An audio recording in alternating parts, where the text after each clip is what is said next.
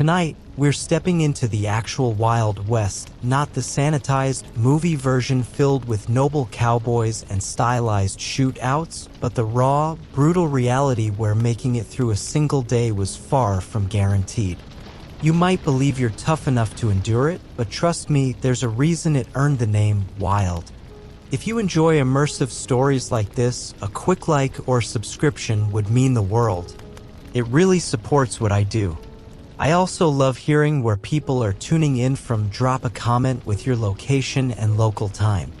It's always fascinating to see how this little global circle connects through shared tales.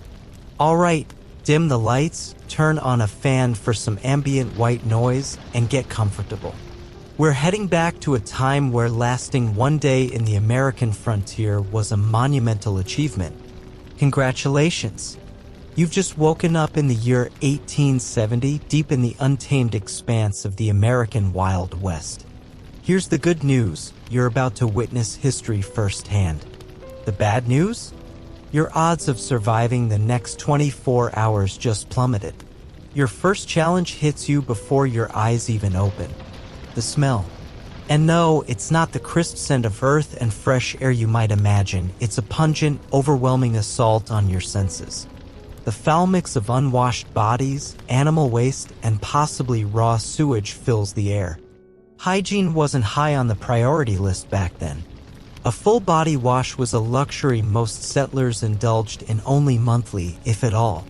Water was scarce and far too valuable for cooking and drinking to be squandered on cleanliness. Some folks went through entire winters without so much as a rinse. You pull yourself up from what barely qualifies as a bed, a straw-stuffed sack likely swarming with bedbugs. Every part of your body aches. Welcome to frontier life, where backbreaking labor from sunrise to nightfall was just the standard. There were no days off, no such thing as vacation, and definitely no ergonomic furniture to ease the strain. Whether you worked as a ranch hand, miner, or farmer, your body was your single most important tool, used relentlessly until it gave out.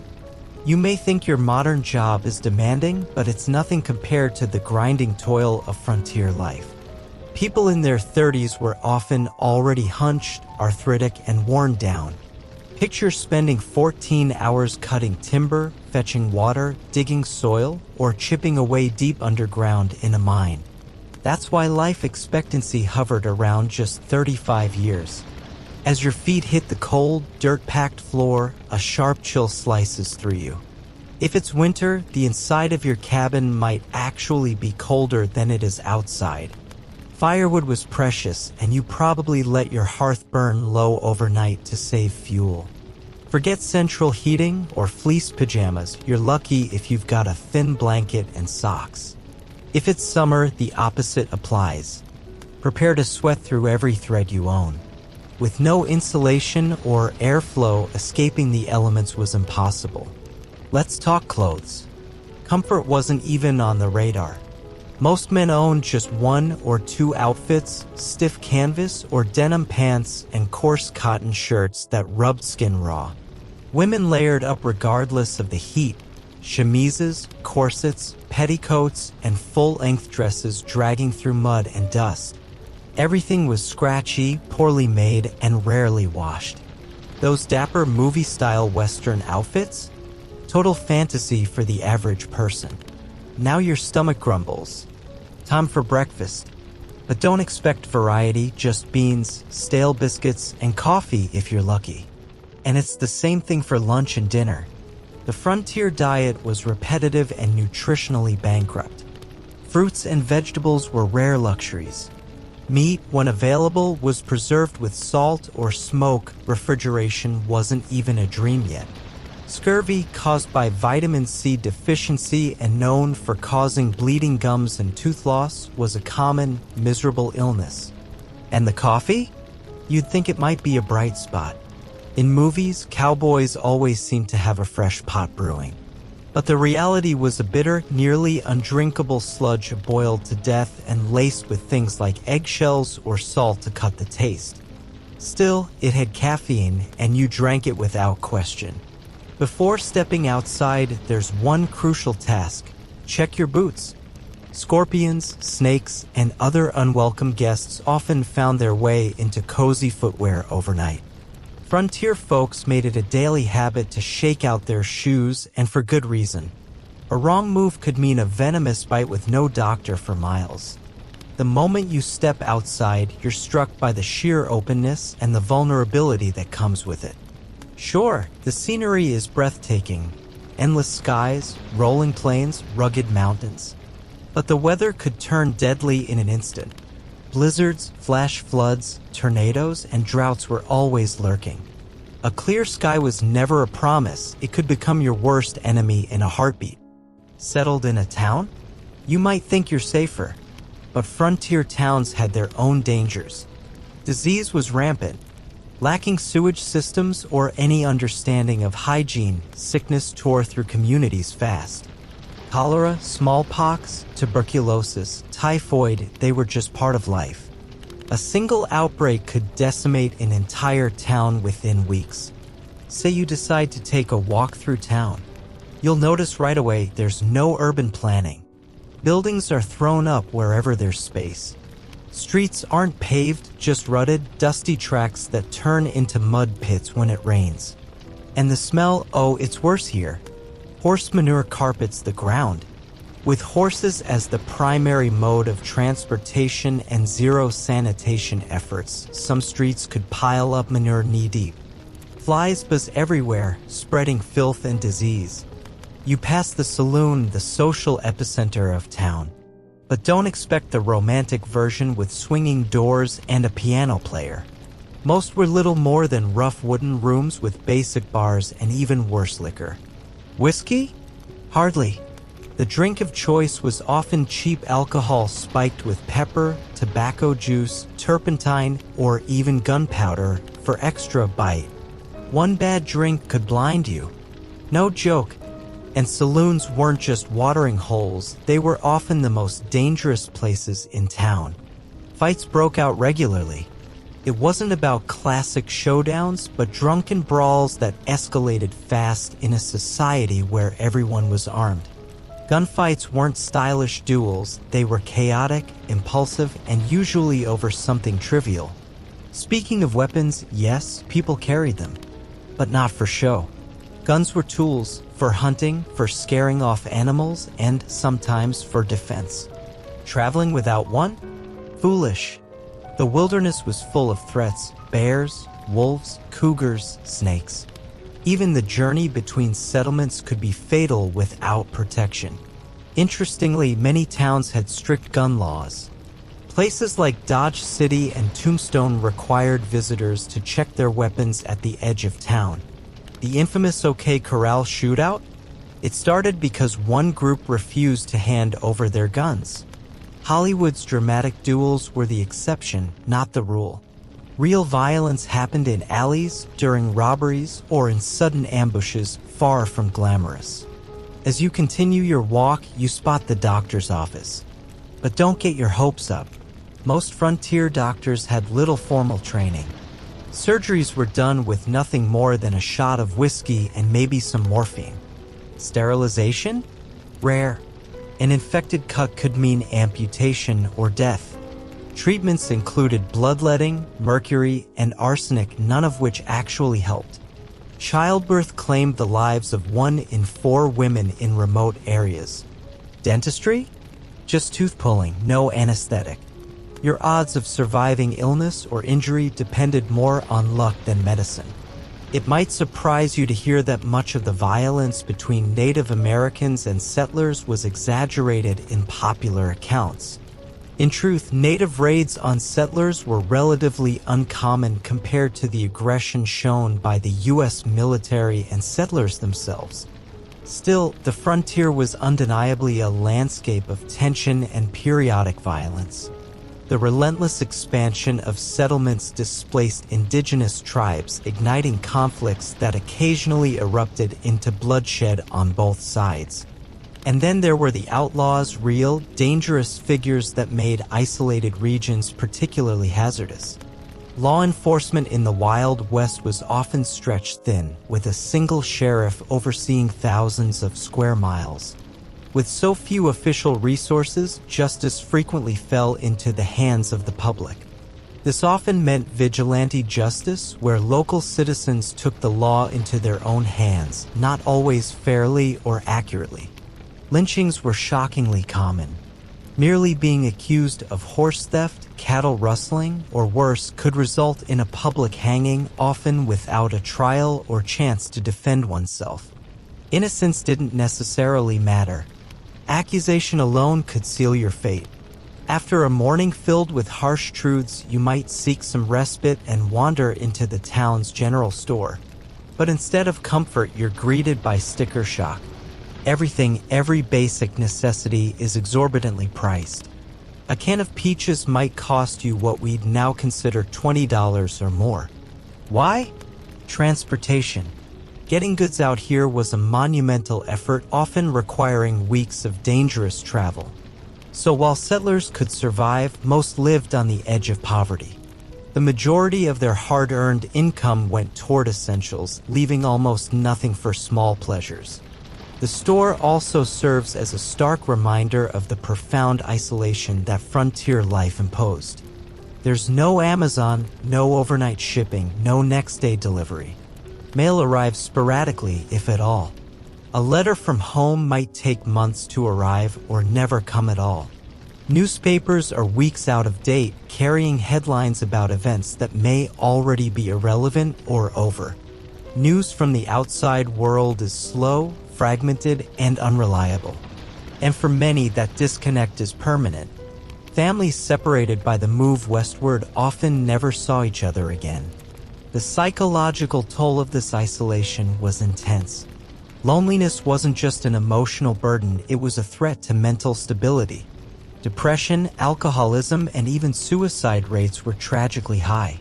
It wasn't uncommon for settlers to give up, abandoning everything they had built, unable to handle the emotional weight of isolation and constant adversity. As the day wears on, dark clouds gather in the distance. Out here, weather isn't just something to check on your phone, it's a matter of life and death. And without forecasts or storm alerts, you're always at the mercy of the skies. A sudden blizzard can freeze travelers in their tracks. Tornadoes obliterate entire towns without warning. Flash floods can sweep away everything in minutes. And droughts silently destroy crops, starving entire communities over weeks and months. Even the most well-built homes provide little comfort in the face of nature's fury. Most houses were cobbled together from whatever materials settlers could find, sod in the plains, logs in the forest, or rough-cut boards in town. These structures leaked in rainstorms, baked under the summer sun, and offered scant insulation during the freezing winter. If you had an upstairs room, it was often sweltering beyond comfort. If you lived in a basement or dugout, the damp and darkness brought their own miseries. As rain begins to fall, you hurry back to your cabin. Water drips steadily through the roof, and you place pans and pots beneath the leaks. But at least the rain gives you a chance to collect water, a precious commodity. Most settlers drank from the same sources used to bathe and water animals. It's no wonder then that waterborne illnesses like dysentery, typhoid, and cholera swept through frontier communities with devastating results. There were no filters, no boiling practices in most households. Just hope. Sitting there in your damp, drafty shelter, it's hard not to reflect on how far removed this is from the mythologized version of the Wild West. The stories we've been told of fearless cowboys, daring sheriffs, and noble quests miss the truth entirely. The real Wild West wasn't about heroism. It was about endurance. It was about ordinary people facing extraordinary hardship with limited tools and even fewer guarantees. As daylight fades, you fumble with matches to light a candle or oil lamp. There's no electricity here, no light switches. Fire is your only option, and it's a dangerous one. A stray ember or spilled oil could reduce your entire home to ashes within minutes. Entire towns have burned to the ground from one careless mistake. And there's no fire department coming to the rescue. You eat a modest dinner, maybe more beans and biscuits, maybe a bit of salted meat, and then prepare for bed. Your muscles ache from a day that seemed to demand everything you had. Your stomach might still feel unsettled from the simple, greasy food. And your mind races not from the glow of screens or deadlines, but from constant vigilance. Out here, safety isn't guaranteed.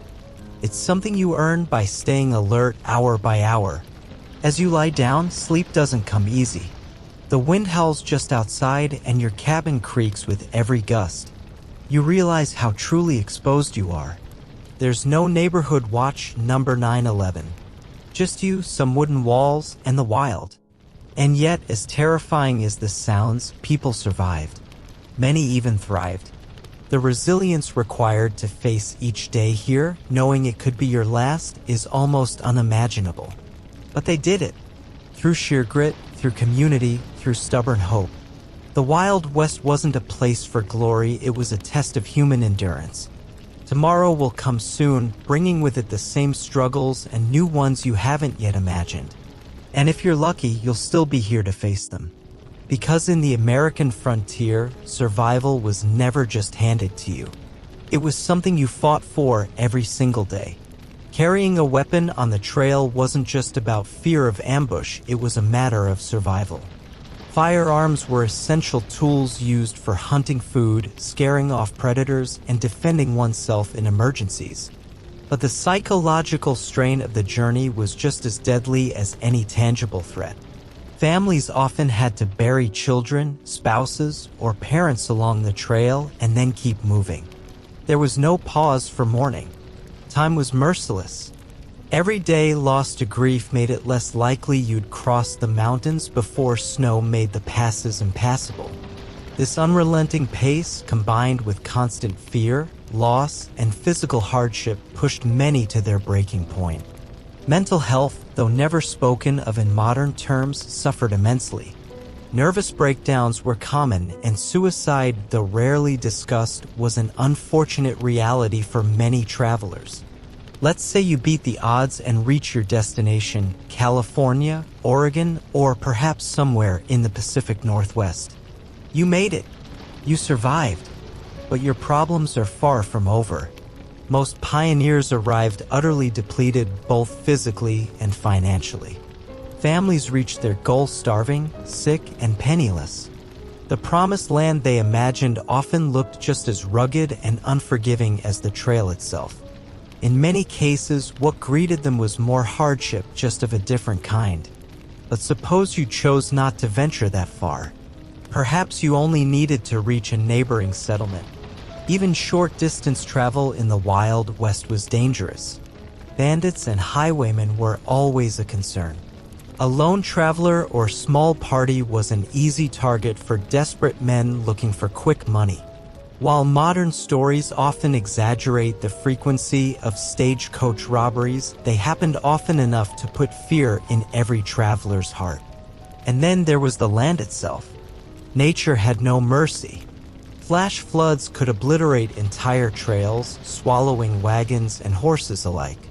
Desert heat could kill in a matter of hours through dehydration or heat stroke. Winter brought blizzards that paralyzed travelers, freezing them where they stood. The infamous Donner Party serves as a haunting reminder of how desperate things could become. Trapped by snow in the Sierra Nevada, some resorted to cannibalism to survive. Navigation was no small feat either. In a time before GPS or even reliable maps, finding your way meant relying on rough directions, shifting landmarks, and sheer luck. Trails could vanish after a storm. Rivers would shift or swell unexpectedly. A single wrong turn might lead to weeks of being lost, with starvation and exposure as your final companions. Yet amid this hardship, you'd also find something Hollywood rarely gets right: the incredible cultural diversity of the American frontier. The Wild West wasn't just white cowboys and settlers. It was a meeting ground of dozens of ethnic groups and nationalities. Chinese immigrants labored on the railroads, toiled in the mines, and opened small businesses. Mexican families had lived in the American Southwest for generations before it was even part of the U.S. Black cowboys, often overlooked in popular media, made up as much as a quarter of all ranch hands in some regions. Immigrants from Ireland, Germany, Scandinavia, and Italy brought their languages, customs, and foods, blending them into the patchwork of frontier culture. But diversity didn't mean equality. Racial tensions were widespread. Chinese workers faced some of the harshest discrimination, often being relegated to the most dangerous jobs for lower pay. They were barred from many towns and subjected to violence. Mexican landowners, whose families had held property for centuries, saw their holdings taken through legal trickery or outright theft. After the Mexican-American War, treaty protections were frequently ignored. For Black Americans who had moved west in hopes of escaping Jim Crow oppression, the frontier offered new opportunities, but also new forms of racism. They could work and live alongside white settlers, but economic and social acceptance remained elusive. For Native Americans, the arrival of settlers brought devastation. Their numbers, once estimated at around 15 million across the continent, had dwindled to under 300,000 by the turn of the century. Disease, displacement, and destruction of natural resources, especially the buffalo, shattered entire nations. Buffalo weren't just food, they were life. Every part of the animal was used, and when they were wiped out, it wasn't just a loss of food, but the destruction of a way of life. U.S. government policy was deliberate in this devastation. By killing off the buffalo herds, the government aimed to starve native communities into submission and force them onto reservations. Treaties were signed, then broken. Lands were promised, then taken. Native children were ripped from their families and placed in government-run boarding schools where they were punished for speaking their own languages or practicing traditional customs. The goal wasn't just control, it was erasure. A policy of kill the Indian, save the man shaped generations. Still, many native nations initially tried to coexist. Some adopted farming. Others learned English. Many chose peace even as their lands were invaded. But continued broken promises, stolen resources, and outright violence often led to war. Battles erupted not out of savagery, but as acts of resistance against the slow annihilation of their people and way of life. Continuing your journey through this rich but troubled land, you begin to realize how little you truly understood about the West. Women, too, defied the romantic images painted by pop culture. Forget the damsels in distress or prim school teachers. Real frontier women were powerhouses. They managed homes, raised children, ran businesses, and fought off wild animals, all while cooking, cleaning, sewing, preserving food, and often farming side by side with men. The average frontier woman's day started before dawn and ended long after sunset. She might deliver a calf in the morning, bake bread for the week, help a neighbor give birth, and still find time to nurse her own child before bed. Many became widows early due to the dangers of frontier life and were left to manage farms and households alone. Despite their central role in survival, women had almost no legal rights. Married women couldn't own property independently in many places. Divorce was rare and carried stigma. If it did happen, custody of children almost always went to the father. Domestic abuse was viewed as a private family issue or rarely prosecuted. Unmarried women had few respectable options. Teaching was among the only socially acceptable careers, but it paid poorly and often required the teacher to remain unmarried. Some women ran boarding houses or small shops, while others, often called soil doves, were forced into prostitution due to economic hardship. These women lived harsh, marginalized lives, often dealing with violence, disease, and addiction. The notion that they were glamorous saloon girls is a myth. Most were exploited, working in unsafe, unsanitary conditions with no real way out. Yet, not everything was bleak. Some women found unexpected freedom on the frontier. The gender imbalance worked in their favor in some cases. Towns would sometimes compete for female residents, treating them with rare dignity to encourage them to stay. And in a few territories like Wyoming and Utah, women gained voting rights decades before the national suffrage movement succeeded. As you wrap up another exhausting day of travel and discovery, it becomes clear that the American frontier wasn't defined by gunslingers or gold rushes. It was shaped by grit, by the sheer will of diverse people surviving, adapting, and carving out lives under some of the harshest conditions imaginable. Behind every myth lies 1,000 untold stories, stories of pain, perseverance, and quiet courage. When nightfall approaches on the frontier, finding shelter becomes your top priority. If you're fortunate enough to be in a town, there might be a hotel or boarding house available. But don't expect comfort. Accommodations were minimal at best.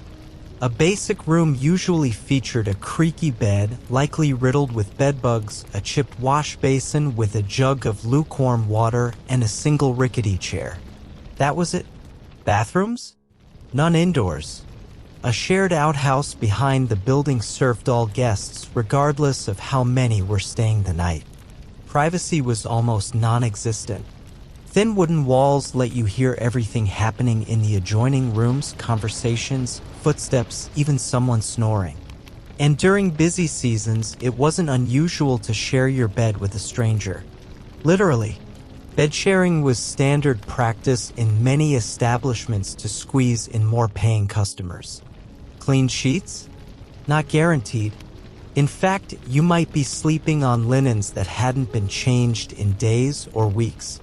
Lighting was limited to candles or oil lamps. A single flame might flicker in your room, casting dancing shadows against the cracked walls. A night's stay would set you back anywhere from 25 cents to $1, several hours' wages for the average laborer. That's why many travelers skipped inns altogether and slept wherever they could, barns, stables, or under open skies. It was risky, but it saved money. If your journey took you into the wilderness or through unpopulated areas, you had little choice but to camp. This meant building a fire, preparing food over open flames, and laying down to sleep with nothing but canvas or wool blankets between you and the earth. Gathering fuel for a fire could be difficult, especially in places with few trees. Many settlers relied on buffalo chips, dried animal dung, as a substitute for firewood. Others used twisted grass, scrub brush, or anything that would burn. Fire management was crucial. Build it too big and you risked starting a wildfire. Keep it too small and you might freeze through the night. Temperatures could plummet rapidly after sunset, especially in high plains and mountain regions. Hypothermia was a constant threat. Campfire cooking required real skill, no thermostats, no timers, just your instincts and whatever cookware you'd brought with you. Most meals ended up scorched on one side and half raw on the other. The night sounds of the frontier could be haunting. Coyotes yipped in the distance, owls called from nearby trees, and insects created a steady background chorus. For people raised in towns or cities, the deep, consuming quiet of the wilderness was unnerving. No hum of traffic, no street lamps, just darkness and the unknown. Even without an immediate threat, fear was a constant presence. Travelers often lay awake, straining their ears for any rustling sound that might signal a predator or something worse. Wolves, bears, and mountain lions were real dangers. A starving animal could be lured by the scent of your food. And while rare, there were accounts of such predators attacking camps. More commonly, the risks came from smaller but equally deadly sources: scorpions, snakes, and spiders seeking warmth in your blankets or boots. A single bite, miles from any doctor, could mean fever, paralysis, or death. That's why settlers learned to shake out everything before using it: boots, gloves, and even bedding. But not all threats came from nature. Human danger was equally real. Though native raids were far less frequent than myths suggest, They did happen, particularly at dawn when travelers were groggy and vulnerable. More often, threats came from fellow settlers. Desperate people with nothing to lose, robbers targeting solitary camps, or even drunken violence from within your own wagon group. Trust was precious and not easily given. Even if the night passed without incident, you rarely slept well. The combination of physical discomfort, strange noises, and constant tension made restful sleep a luxury. Frontier diaries are filled with entries describing sleepless nights, persistent anxiety, and the toll of never feeling truly safe. Modern people used to deadbolts, neighbors, and emergency services would find the vulnerability of frontier life difficult to comprehend. Yet this was the reality. For hundreds of thousands of people, this was normal. As the sun rises, casting orange and gold across the vast horizon, you pack up camp. Another day of travel lies ahead. But the miles aren't just distance, they're barriers filled with uncertainty. The trail can shift beneath your feet and nothing is promised. If you're lucky, you'll reach the next town, a small cluster of buildings with dirt streets, wooden storefronts, and maybe a water well. Towns on the frontier sprang up wherever there was opportunity. Near mines, along trade routes, or beside newly laid railroad tracks. They grew fast, often too fast, with little thought for structure or sanitation. Early towns had more in common with construction sites than communities. Tents and makeshift wooden shacks were standard. Streets turned into muddy messes when it rained and dust clouds when it didn't. There was no plumbing, no organized garbage collection. Human and animal waste often contaminated drinking water, leading to outbreaks of disease. And yet, towns brought people together. Saloons, general stores, blacksmith shops, and churches became hubs of social life. A post office might connect you barely to the rest of the country. A schoolhouse, if one existed, would double as a meeting hall or church. Law and order were loose concepts. Town marshals or sheriffs were often elected by popular vote, more a matter of charisma than qualifications. These men were expected to maintain peace, but they were usually outnumbered and under-equipped. Deputizing citizens was common during crises, but justice could be swift and brutal. Jail cells were often wooden cages or makeshift holding rooms. Many crimes were handled by local vigilantes. The quick-draw duels romanticized in film? Those were exceedingly rare. Most frontier violence came from drunken brawls, property disputes, or domestic fights that escalated too far. Weapons were everywhere, but skill wasn't. Accidents and ambushes were more common than showdowns. As the town grows, it begins to resemble something familiar, at least by 19th century standards. A bank opens, though it's likely uninsured. Stores stock more supplies. Maybe there's a doctor in town, though, as we've seen, that's not always a blessing. Still, the presence of neighbors, even if distant, brings a sense of community. These early towns marked a turning point in frontier development. Where once people lived entirely off the land, they now leaned on each other. Churches organized potlucks and workdays. Neighbors helped build barns, harvest crops, or rescue lost livestock. Even in hardship, people created rituals of support. And yet, every town bore scars of conflict, loss, and justice. Many were built on land taken through force or broken treaties. Many thrived on industries that exploited laborers or poisoned the environment. Progress came at a cost, and the Wild West was never clean, never fair. Just real. By the time twilight returns, you're once again preparing for night in an unfamiliar place. Maybe you found shelter tonight under a proper roof behind walls thick enough to keep out the wind. But comfort is still elusive. The pillow is flat, the mattress lumpy. You listen to the sounds of the town, the creak of wagons, distant laughter, the occasional gunshot, and wonder if you'll get any sleep at all. Yet somehow people endured. They raised families, built businesses, fell in love, and carved out lives amid dust, danger, and decay. For all its hardship, the frontier was also a place of astonishing human resilience. As the candle flickers low and sleep finally begins to take hold, you're reminded once more, survival out here was never a given. It was a daily struggle, won by grit, caution, and luck.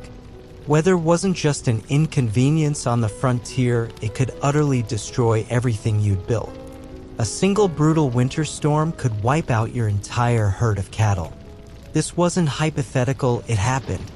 The notorious Great Die-Up of 1886 to 1887 saw temperatures plunge so low and snow pile so deep that cattle froze where they stood or starved because they couldn't reach the grass buried beneath ice. On some northern ranges, ranchers lost up to 90% of their livestock, and with them, their entire livelihood. But weather wasn't the only threat to your animals. Disease could sweep through a herd like wildfire. Illnesses like Texas fever, anthrax, and other livestock plagues had no reliable treatments. One outbreak could destroy a rancher's financial foundation overnight. Add to that the constant threat of predators, wolves, coyotes, cougars, all eager to prey on vulnerable calves or injured animals.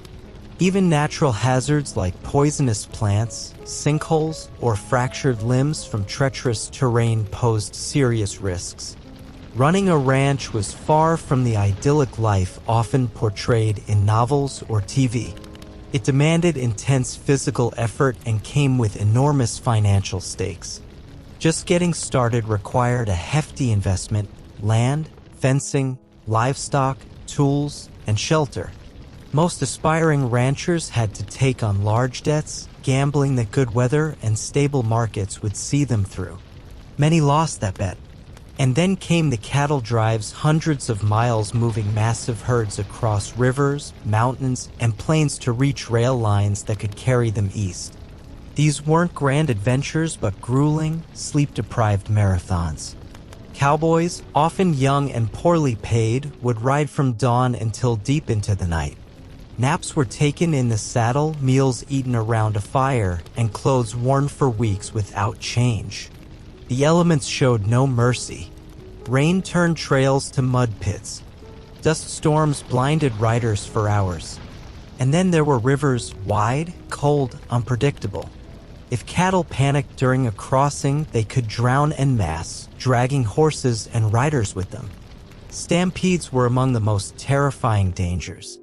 All it took was a crack of thunder or snapping twig, and suddenly thousands of panicked animals, each weighing over 1,000 pounds, would surge into motion.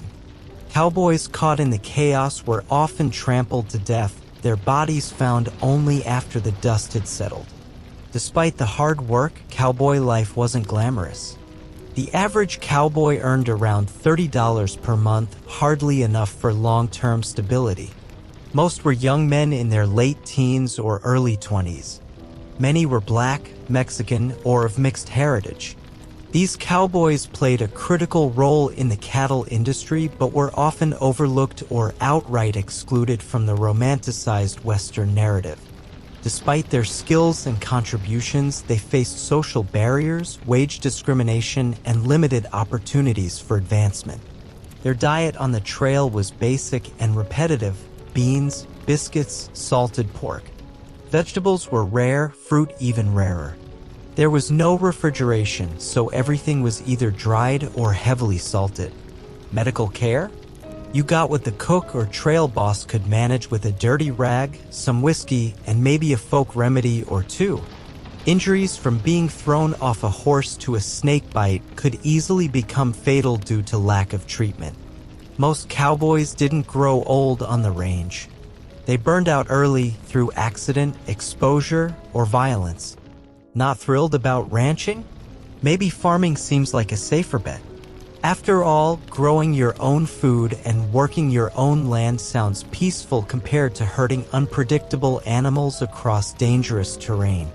In 1862, the U.S. government passed the Homestead Act, offering 160 acres of public land to anyone willing to live on it and improve it over 5 years. It sounded like the opportunity of a lifetime: free land, independence, and a fresh start. But in reality, the land wasn't free. It was hard-earned through unrelenting labor and heartbreak. For one, 160 acres might be enough in lush eastern farmlands, but in the dry, windswept west, it was barely sufficient to grow enough crops to survive. Rainfall was sparse, and many new settlers had no idea how to manage agriculture in such conditions. Traditional farming techniques simply didn't work in these semi-arid environments. Before you could even plant your first seed, you needed shelter. In areas with no trees, that meant building a sod house, literally bricks made from grass-covered earth, cut and stacked to form walls. These homes were dark, damp, and prone to collapsing. They leaked during rainstorms and swarmed with insects. Snakes sometimes burrowed into the walls. The roofs were often made from more sod and could sprout weeds or even wildflowers over time. And then came the land itself. The prairie's dense root systems, built up over centuries, made breaking the soil incredibly difficult. Early settlers with nothing more than basic plows often spent months preparing just a few acres for planting. The physical toll was immense. Back injuries, strained muscles, and exhaustion were constant. Many farmers suffered permanent damage from the sheer effort of carving out farmland. Once crops were in the ground, nature didn't let up. Droughts could ruin a season. Torrential rains might flood fields. Frosts could destroy nearly mature crops just before harvest. And then came the grasshoppers, swarms so dense they darkened the skies, stripping plants, wood, and even clothing in their path. In some areas, they ate every green thing, and then some. Settlers reported finding nothing left of their crops, tools, or even laundry hanging on the line. And what if you got sick? With little access to doctors, a simple illness could become deadly. If someone in your family came down with something during planting or harvest season, the loss of even one able body could mean disaster. Women often worked right up until childbirth and returned to the fields days later. There was no maternity leave, no break, just survival. Farming equipment was primitive. Tools broke easily, and repairs required either expensive trips to town or makeshift solutions. Injuries were common, especially with children working beside adults. It wasn't unusual for a child to lose fingers, or worse, to old-fashioned machinery or panicked animals. Even when the crops came in, you faced new hurdles. Getting your harvest to market was difficult and expensive. Roads were few and rough. Railroads charged high rates, and food would spoil quickly in the summer heat.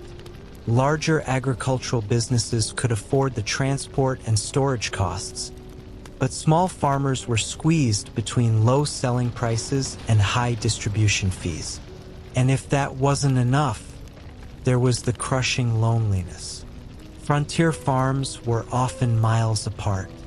A neighbor might live 10 miles away, barely visible across the endless flat horizon.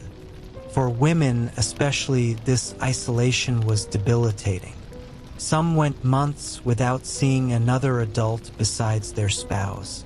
Diaries from the period are filled with desperate loneliness, episodes of prairie madness, and mentions of depression, abandonment, or suicide.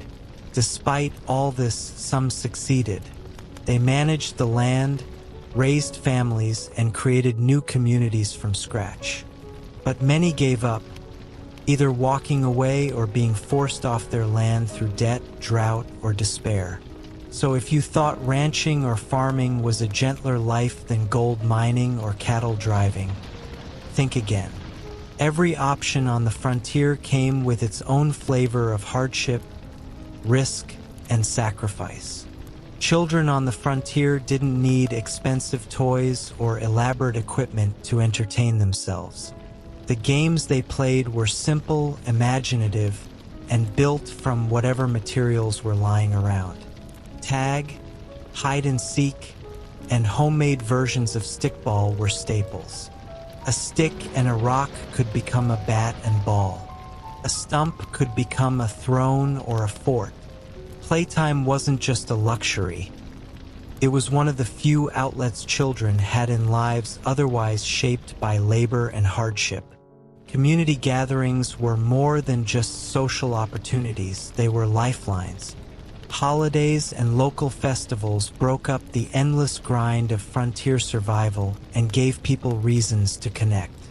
Independence Day was especially significant. Families traveled for miles to join in the festivities, which included speeches, music, games, shared meals, and dancing well into the night. These celebrations reminded settlers of their identity, purpose, and community in an otherwise lonely existence. Harvest festivals, too, were important. They didn't just celebrate the food collected. They honored the communal effort it took to survive. These events were both practical and joyful, allowing neighbors to pool resources and celebrate mutual success. Religious holidays served a similar dual purpose: spiritual reflection and a welcome break from routine. After such events, people would return to their regular routines, often more isolated than before, but temporarily strengthened by shared memories and social ties. As evening fell, entertainment became modest and homegrown. There were no televisions or movie theaters, of course, and even books were a rare commodity. Instead, people gathered around fireplaces, telling stories passed down through generations. Oral storytelling was both entertainment and education, blending history, moral lessons, and personal anecdotes. Music was treasured. If someone had a fiddle, harmonica, or guitar, they were an instant celebrity. Spontaneous jam sessions, singing, and group dancing could transform a quiet evening into a memorable occasion. Many settlers brought musical traditions from their homelands, Scandinavian melodies, Irish ballads, German folk songs, and infused them with frontier flavor. Reading, though less frequent, held deep value. A single book might be passed through an entire community. Those who could read aloud often did so for others, turning pages by lamplight while neighbors sat rapt in attention. A worn newspaper might be read a dozen times, every article, advertisement, and classified ad studied for information about the outside world. School life, when available, reflected the same bare-bones practicality of the frontier. Schoolhouses were often one-room structures where a single teacher instructed students of all ages at once. There were few supplies, limited textbooks, and makeshift desks. School terms were short, usually held during the winter months when children were less needed on farms. And yet, education remained important. Parents wanted their children to read, write, and calculate, even if that meant walking several miles each day in harsh weather just to attend class. Despite these efforts, many children received only minimal schooling. Practical skills often took precedence. A child who could butcher a hog, mend a fence, or sew a shirt was more valuable to the family than one who memorized poetry. And children learned fast because they had to. Childhood was brief and loaded with responsibility. Medical care for children and adults remained a gamble. Infections, injuries, and malnutrition took young lives regularly. Nearly 1 in 4 children never reached adulthood. Infant mortality was especially high. Parents often named new children after siblings who had died young, a quiet acknowledgement of how fragile life was. Watching siblings die was a common, haunting part of growing up on the frontier. Women, especially mothers, bore immense physical and emotional burdens. Pregnancies came with no guarantees. Most births occurred at home with limited help. Complications like hemorrhage, breech presentation, or prolonged labor often ended in death. Maternal mortality rates were staggering compared to today. Fathers regularly buried wives and raised children alone. The trauma echoed through generations. Even simple ailments could become deadly. Without understanding germ theory, people used whatever remedies they had, many based on tradition, superstition, or guesswork. Some of these cures were helpful, many were not. Treatments ranged from folk herbal tinctures to dangerous substances like mercury or arsenic. Pharmacies, where they existed, offered patent medicines that promised cures but were often just alcohol or opiates in fancy bottles. Laudanum, an opium tincture, was widely used to treat pain and coughing. While it dulled symptoms, it also caused addiction, particularly among women who took it for menstrual pain or postnatal recovery. Surgery was terrifying. With no reliable anesthesia or sterilization, it was often a last resort. Amputations were performed with basic saws and knives, usually with whiskey as the only painkiller. Even if the patient survived the operation, infection frequently set in. Pus, gangrene, and sepsis were common and usually fatal.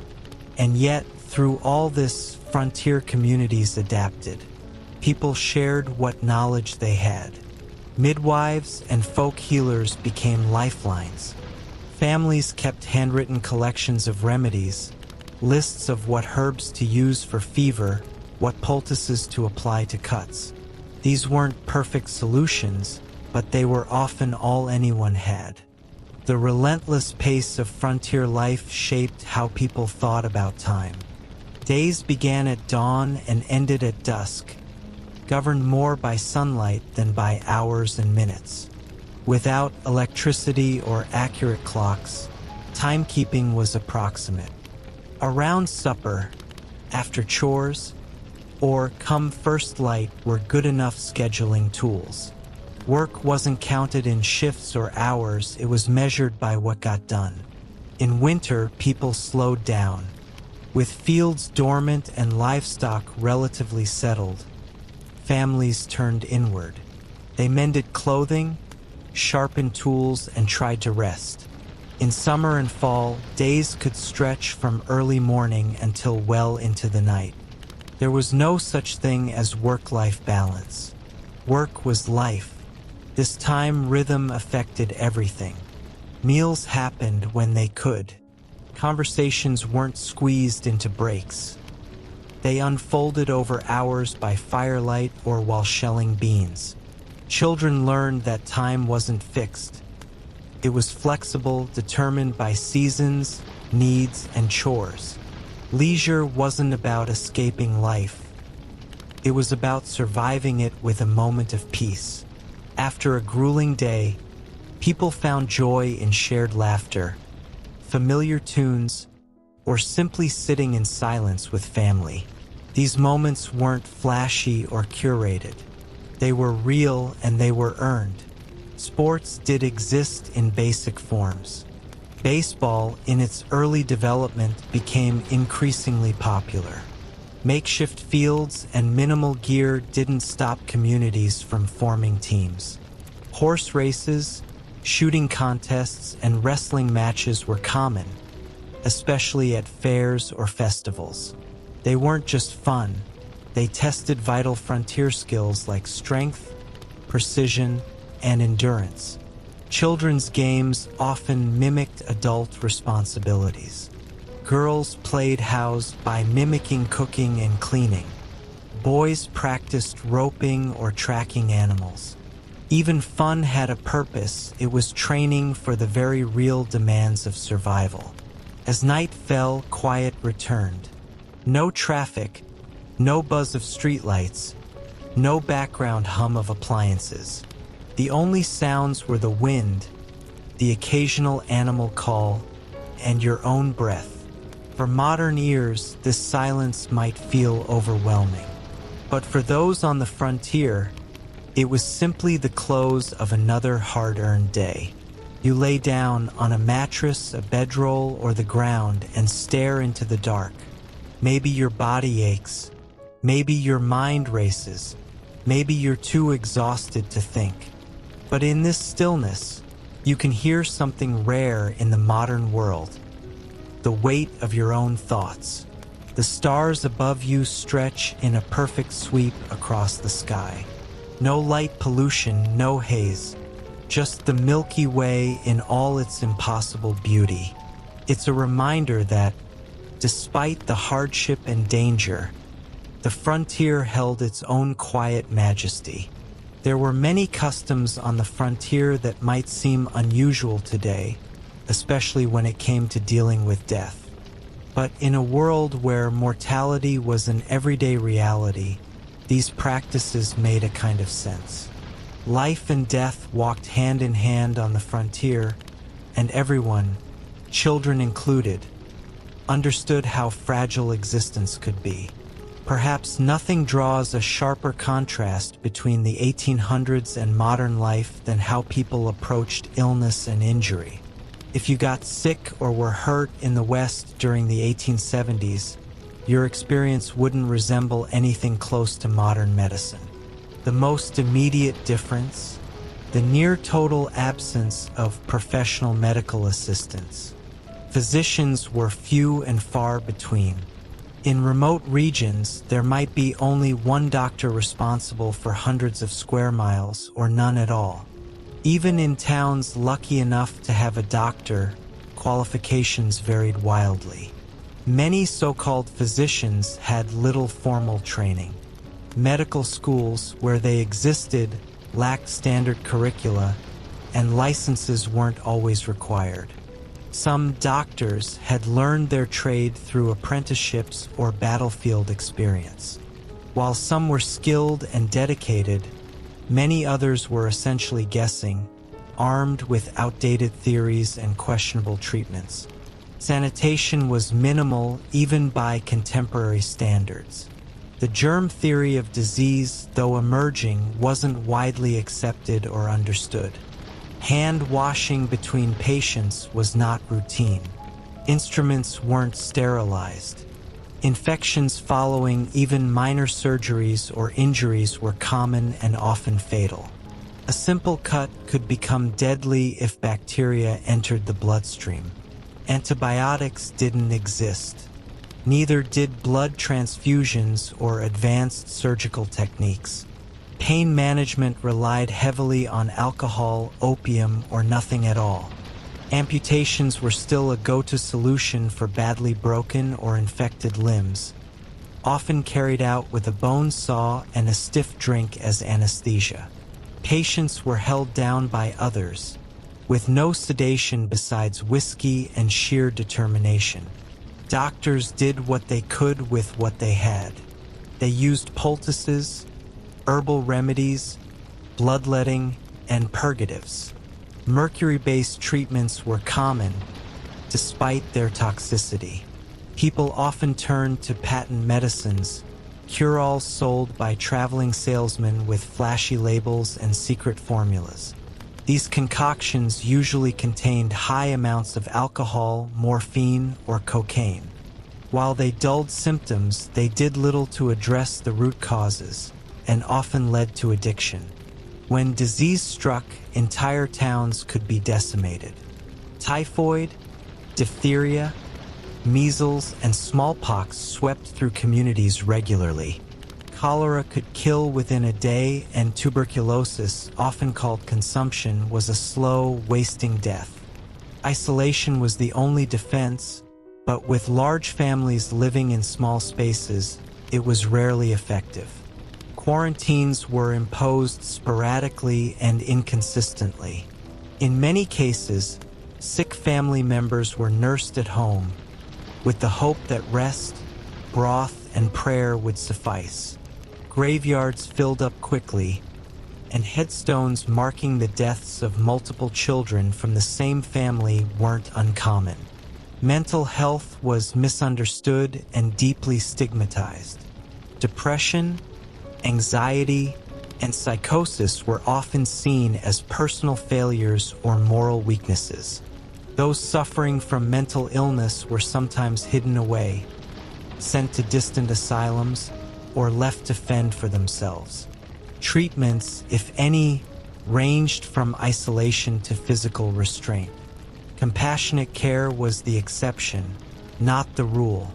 Pregnancy and childbirth remained among the most dangerous aspects of a woman's life. With no prenatal care and few trained midwives, childbirth carried high risks. Hemorrhages, infections, and obstructed labor claimed the lives of countless mothers. Even successful births could be followed by complications that modern medicine would easily treat but proved fatal then. Infant mortality was heartbreaking and ever-present. A quarter of all children died before their 5th birthday. It wasn't uncommon for parents to have 6, 8, or 10 children, and lose several before adulthood. This constant presence of death shaped how people viewed life. Children were cherished but also raised with the understanding that their futures were uncertain. Despite all of this, many people survived and even thrived thanks to resilience, improvisation, and community knowledge. Families passed down folk remedies. Midwives gained hard-won experience, and some doctors were truly heroic in their efforts. People learned to make do, to adapt, to hope. The way people grieved also differed from today. Death wasn't hidden or sanitized. It was part of life. Families washed and dressed the deceased at home. Wakes were held in living rooms. Children attended funerals and watched as coffins were lowered into the earth. Mourning clothes were worn and rituals observed. There was sadness, of course, but also a sense of acceptance. When death is familiar, it's not always shocking. Photography studios even offered mourning portraits, photos of the deceased, often posed to appear alive. It sounds morbid now, but at the time, it was one of the only ways to preserve a loved one's image. These photos became treasured keepsakes, carried across great distances and passed down through generations. Frontier cemeteries were scattered across the landscape. Some were formal plots with fences and markers. Others were lonely grave sites beneath trees or near homesteads. Stones were etched by hand. Epitaphs were simple. Names, dates, and perhaps a short prayer. In some places, graves were marked only with wooden crosses that weathered away in time, leaving stories untold and lives forgotten. Despite the harshness, many people found meaning and strength in their faith. Religion offered hope amid loss, structure amid chaos. Churches, however small or rough, became community centers. Preachers traveled from town to town, delivering sermons in barns, schoolhouses, or open fields.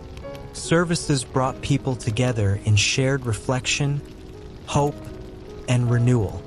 The Bible was one of the most widely owned books, even among families who had little else. It served as spiritual guide, moral compass, and family record. Inside its pages, births were listed, deaths recorded, and marriages marked. It connected people not only to their beliefs but also to each other. Prayer was part of daily life, especially when there was little else to rely on. Whether seeking rain for crops, strength through illness, or peace after a loss, settlers turned to faith as both comfort and compass. While denominations varied Methodist, Baptist, Catholic, Mormon, what united frontier communities was a shared sense of spiritual survival. Faith didn't erase suffering, but it helped people endure it. So when we look back at frontier medicine or the lack of it, we shouldn't only see the failures. We should also see the creativity, the courage, and the quiet strength of people who faced unspeakable odds without giving up. They endured even when their bodies failed them. They carried each other, even when there was no cure, and they left behind lessons, not just in medicine or resilience, but in what it means to live with grace amid the impossible. The prevailing attitude on the frontier saw nature less as a partner to live alongside and more as a resource to be mastered and consumed. Forests weren't sacred, they were lumber waiting to be chopped. Animals weren't part of an ecosystem, they were meat, hides, and profit. Settlers arrived not with the intent to coexist with the land, but to bend it to their will, reshape it for human need, and extract every possible benefit. Massive logging operations cut down forests with no plan for replanting. Trees that had taken centuries to grow were felled in weeks, stripped, and shipped away. Entire hillsides were left barren, vulnerable to erosion, and robbed of wildlife habitat. The idea of reforestation or sustainable harvesting didn't yet exist in practice. Timber was cheap, plentiful for now, and thus seen as disposable. Hunting, too, was largely unregulated and wildly excessive. With the rise of new weaponry like repeating rifles, hunting evolved from a survival skill into a commercial enterprise. Hunters killed for sport, trade, and export. Deer, elk, and bear populations plummeted. Even birds like passenger pigeons, once numbering in the billions, were hunted to extinction in mere decades. The rivers and streams, once teeming with life, fared no better. Mining operations dumped toxins, mercury, arsenic, sulfur, directly into waterways. Hydraulic mining, which used high-pressure water to blast away entire hillsides in search of gold, turned clear rivers into muddy torrents, choking aquatic life and altering ecosystems for miles downstream. Settlements diverted streams to power mills or irrigate crops, often leaving downstream communities dry or flooded. There were no environmental regulations, only ambition. The fate of the American bison serves as perhaps the most tragic example of this ruthless approach. In the early 1700s, an estimated 30 to 60 million bison roamed the Great Plains. By the late 1800s, fewer than 1,000 remained. The slaughter wasn't just for meat, it was also strategic. U.S. policy encouraged bison extermination as a way to cripple Native American tribes who depended on them for food, tools, shelter, and culture. "Kill every buffalo," one general reportedly said, "and you kill every Indian." Hunters piled bison skulls in mountains, left carcasses to rot on the plains, and shipped hides eastward by the trainload. The destruction was industrialized, profitable, and almost entirely unchecked. Only a handful of conservationists, like William Hornaday, raised the alarm in time to save the species from total annihilation. Ironically, the very people who were considered uncivilized by settlers' indigenous tribes often practiced sustainable land management. They rotated hunting grounds, used fire to maintain grasslands, and understood the balance required to keep ecosystems healthy. But their methods were dismissed or suppressed, replaced by extraction and short-term thinking. Farming methods reflected this same mindset. Settlers broke up the prairie without understanding how its soil worked. The deep-rooted native grasses had held the land together for millennia. When they were replaced with shallow-rooted crops, the topsoil became vulnerable. When drought inevitably came, winds swept the soil into the air. These choices set the stage for the Dust Bowl decades later, a slow disaster born from good intentions and poor understanding. Waste was another rarely considered issue. Garbage was dumped outside homes, in rivers, or in shallow pits. Human and animal waste flowed freely in many towns.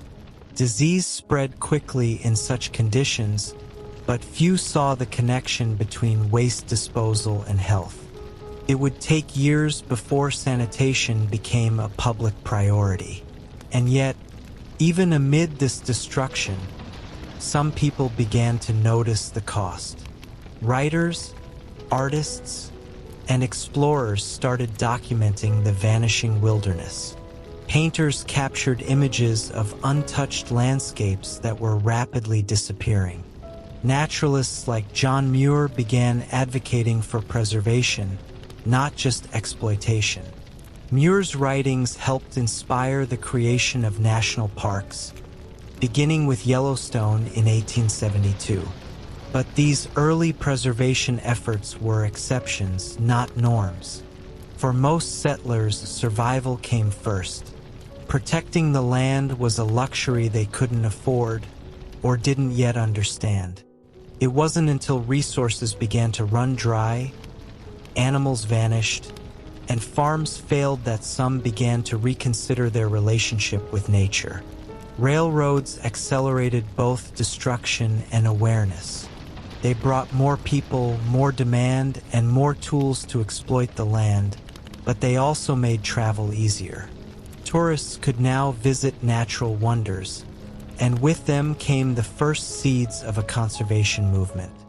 Photos and postcards of geysers, canyons, and waterfalls made their way east, awakening a sense of awe and urgency in people who might never have otherwise cared. Still, for most people on the frontier, the land was simply something to conquer. Trees blocked views and needed to be cleared. Animals competed with livestock. Wetlands got in the way of farmland. Mountains posed obstacles for railroads and mining. The frontier wasn't a place to admire nature. It was a place to overcome it. This attitude lingered well into the 20th century and shaped much of American development. Roads were laid without regard for animal migration. Rivers were dammed, plains were plowed, and forests were leveled. Only later would the consequences become undeniable. Dust storms, species collapse, poisoned waters. In hindsight, it's easy to criticize the choices of the past. But those choices were often made out of ignorance, desperation, or greed, not malice.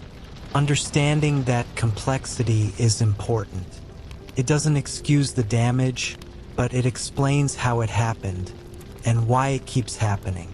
Today, many of the lands once devastated by overuse have begun to recover, thanks to preservation efforts, scientific advances, and shifting public values. But the legacy of frontier exploitation is still visible. In the names of vanished species, in the scars on once pristine landscapes, in the histories of displaced peoples whose relationships with the land were severed by force. The Wild West wasn't just a battle between good guys and outlaws. It was also a clash between two worldviews, one that saw land as something sacred, and one that saw it as a prize to be won. That battle continues today in policy debates, in conservation efforts, in how we treat our environment. So when we romanticize the frontier, it's worth remembering not just the courage and tenacity, but also the carelessness, the destruction, and the lessons that still echo in our forests, fields, and rivers. Because in the end, how we treat the land says everything about how we see ourselves. The gunslingers and lawmen of the Wild West became larger-than-life figures, but the truth behind their legends was often far messier.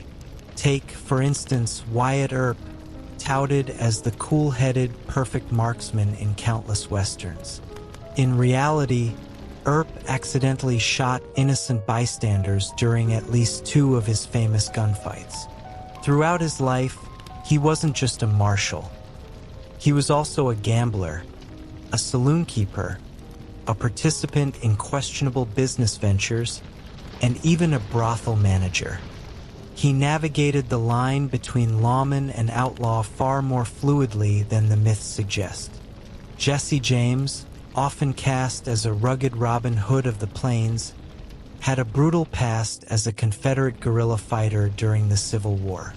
Far from a noble outlaw, James and his gang were responsible for violent robberies and the deaths of numerous innocent people. His legend was crafted largely after his death, shaped by newspapers eager to sell stories and a public hungry for heroes in a time of change. As twilight settles over your imagined final evening in the American frontier, you begin reflecting on the stark contrast between what the West truly was and what it later came to represent. Why did Americans, and eventually the world, choose to romanticize such a violent, unforgiving place? What made the Wild West so ripe for myth-making? Part of the answer lies in timing. As the frontier era came to a close in the late 19th century, the United States was undergoing rapid transformation. Cities were growing, industry was booming, the wilderness was vanishing. There was a deep yearning for stories that captured a sense of adventure, independence, and raw human struggle. Qualities people feared were being lost to modernity. The West, freshly closed according to census data, became fertile ground for nostalgia. Dime novels, cheap, mass-produced paperbacks began flooding the market. They offered thrilling tales of cowboys, bandits, and sheriffs locked in moral battles under vast desert skies. These stories were often completely fabricated or wildly exaggerated, but they sold millions of copies. Real-life figures like Wild Bill Hickok and Calamity Jane were transformed into dramatic caricatures. Fictional characters like Deadwood Dick or Buffalo Bill became household names, their exploits blending fact and fantasy into a new American mythology. The entertainment industry picked up where the dime novels left off. Traveling Wild West shows, most famously those of Buffalo Bill Cody, reenacted dramatic frontier scenes for live audiences across the US and Europe. These spectacles included mock shootouts, Indian attacks, and cowboy stunts, all presented as authentic. They helped define how the world perceived the American frontier: exciting, dangerous, and ultimately conquerable. Hollywood would later amplify this image, churning out thousands of Western films over the next century. These movies codified the cowboy code: rugged individualism, frontier justice, and the triumph of civilization over chaos. What they left out or glossed over was the nuance: the displaced tribes, the exploited workers, the environmental degradation, and the everyday suffering of ordinary people. Why did the myth take hold so powerfully? Because it served a purpose. The idealized West reinforced national identity. It painted America as a land of opportunity where courage and grit could tame the wild. It suggested that the U.S. had not only conquered vast terrain, but had done so with moral righteousness. It helped unify a diverse population around a shared narrative, one with clear heroes and villains. But the truth is far more complex. The real West wasn't black and white. It was gray, filled with moral ambiguity, shifting loyalties, and everyday people simply trying to survive. The myth glossed over the pain and injustice woven into the frontier's fabric. The ethnic cleansings, the labor exploitation, the broken treaties, and the lives left behind. Even today, remnants of that mythology shape how Americans view themselves. The cowboy archetype, independent, tough, honorable, still influences politics, fashion, music, and even foreign policy. The idea of frontier spirit is invoked in everything from Silicon Valley entrepreneurship to space exploration. But rarely is the full context acknowledged. And yet, despite the distortions, there's something undeniably magnetic about the frontier. It symbolizes struggle, transformation, and human resilience. It's a canvas for exploring what people are willing to risk and sacrifice for freedom, land, or legacy. Perhaps that's why the West continues to live on, not just as a place, but as an idea. Your mental journey through this rugged chapter of history is almost complete. You've walked dusty trails, felt the sting of prairie winds, heard the echoes of gunfire, and witnessed the quiet moments between hardship and hope. You've seen how people lived and died out here, not in search of glory, but out of necessity, out of dreams, or simply because there was nowhere else to go. And perhaps the greatest takeaway is this: the real Wild West didn't need embellishment. Its stories, raw, brutal, beautiful, tragic, are powerful enough on their own. They don't require cinematic flair or heroic retellings to matter. The truth, in all its harshness and humanity, is far more compelling than fiction. So next time you see a cowboy on screen, tip your hat, not to the myth, but to the reality behind it. To the unnamed pioneers, the forgotten children, the women who held families together, the laborers who toiled in obscurity, and the communities that rose and fell on the edge of the known world. Because the West was never just a stage for gunfights and glory. It was a proving ground for the human spirit. And in remembering it honestly, we honor not just history, but the people who lived it.